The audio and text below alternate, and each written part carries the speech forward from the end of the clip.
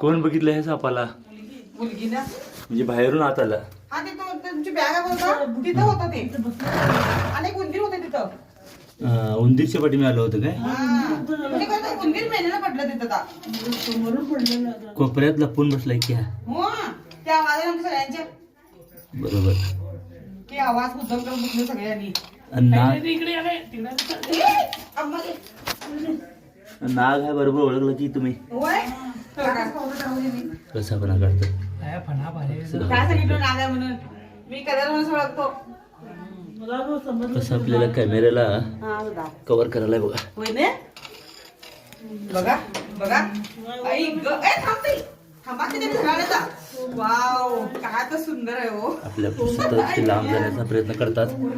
आपल्या घरात राहते अशा प्रकारे येत असतात आणि इकडून या, फार वाकावं लागणार तुम्हाला. आपण काळजी घेणं गरजेचं आहे.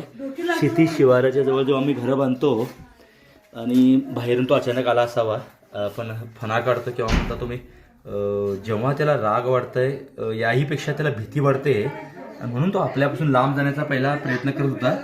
जायला जागा मिळेना, आमच्यापासून जवळ आम्ही गेल्यानंतर भीती वाटायला लागली, तेव्हा तो फणा काढतोय किंवा त्यावेळेला हात पाय पडतो त्यावेळेलाही फणा काढू शकतोय आणि तो आपल्यावरती अटॅक करतोय. साधारण 1.5-2 वर्षाचा हा नाग आहे, लक्षात घ्या.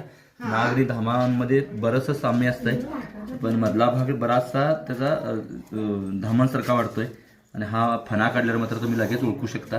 तो कसा फणा करतोय व आमच्या कॅमेरा सुद्धा कव्हर करतोय. मी आता हातात पकडलंय त्याला, मी असं सरळ सोडून दिलं तर तो पळून जाण्याचा प्रयत्न करेल. या फण्यावरती वेगवेगळी डिझाईन असते आणि वरती 2 बारीक टिपके पण दिसत आहेत. अटॅक करण्याचा प्रयत्न करतोय. जास्त राग गेला खरं तर माझा हात इथं जवळ आहे, पण तो अटॅक कसं कुठे करतोय बघा तुम्ही. आणि आपला हात पाय पडून एवढी जर काळजी घेतला तर आपल्याला स्वतःहून ती कवरते. तिथं मात्र शेपटी हलवण्याचा प्रयत्न करायला बघा. आणि म्हणजे तो आपल्याला घाबरालाय आणि ही जी ॲक्शन तुम्ही बघू शकता. आम्हाला प्रचंड घाबरला. इकडं पाठीमी कुठं जागा आहे काय तो शोधण्याचा प्रयत्न करतोय. इथं मात्र आम्हाला फण्यानं अटॅक करण्याचा प्रयत्न करतोय माझ्या हाताला आणि इथं शेपूट त्याची हलवतोय, म्हणजे तोही आपल्याला घाबरत असतोय.